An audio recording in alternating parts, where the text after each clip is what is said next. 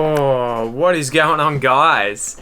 It is late. It is late tonight. It's about, what is the time? 10 past 9. It's really hot too. I'm wearing a singlet currently, but I thought that's not appropriate attire for videos on Aussie English, you know? You guys are close, but not that close, huh?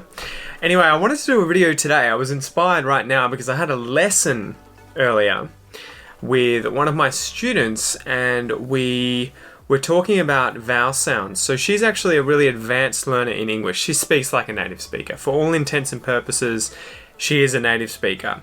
But she is from Holland and speaks Dutch originally and has a peculiar accent because she doesn't really have a very strong Dutch accent at all. She actually sounds more Irish. And so I think that was because she'd spent time in America and she'd learnt the R, but the R a lot more. And the interesting thing that we were getting to, because we were discussing how she wants to get an Australian accent. So we were working on vowel pronunciation, in particular the R sound, right? Words that end in ER, OR, AR, A, URE quite often sound like R instead of R, right? With that tongue flicking up.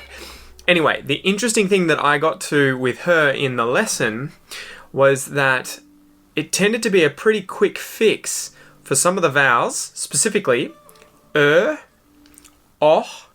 and o.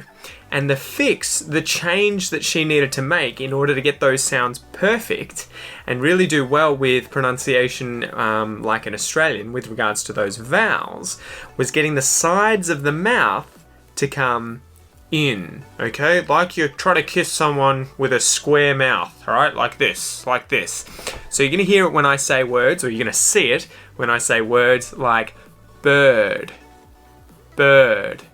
or got, hot, not, or rope, no, go, right? So the thing that I wanted to emphasize today is how much the sides of the mouth, especially I think in Australian English for sure, at least with me, the sides of the mouth actually move quite a lot.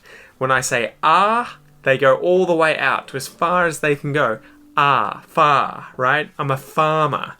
I have palms on my hands. I drive a car. You can see that the sides go all the way out. But then with other vowel sounds, they come all the way in, right? So as in bird, or oh as in hot, or o as in rope, okay? So that was the tip for today. I wanted to talk about those vowel sounds. When you see native English speakers speaking and saying vowels, if you're having trouble with a specific vowel, whether it's or o, whatever vowel sound it is, pay attention to where the sides of the lips are, okay? Because recently with a few students, quite often the problem is their mouth is too wide and they need to bring it in a lot more, okay? That tends to be more common than it being too close and them needing to widen it. The only other tip that I wanted to give you today, guys, was to think about your neutral sound, right? So every single language has this neutral sound, which is sort of the resting place of the mouth when they're thinking. So you'll hear Irish people say you'll hear Spanish people say e, you'll hear French people say you'll hear Australians say and that is what I was pointing out to her today as well, my student. I was saying if you want to sound a lot more like Australian, one of the biggest things you can do is to get used to the ah sound when you're thinking, right? Because we all make those sounds when we're talking.